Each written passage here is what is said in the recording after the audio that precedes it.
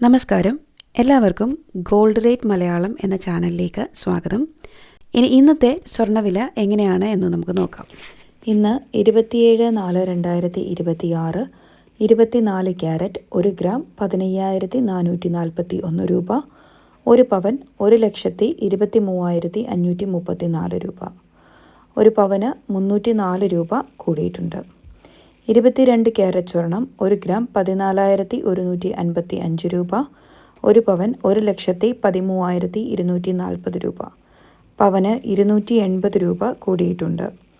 18 carrot സ്വർണം 1 gram 11,690 രൂപ, 1 പവൻ 93,520 രൂപ. പവന് 240 രൂപ കൂടിയിട്ടുണ്ട്.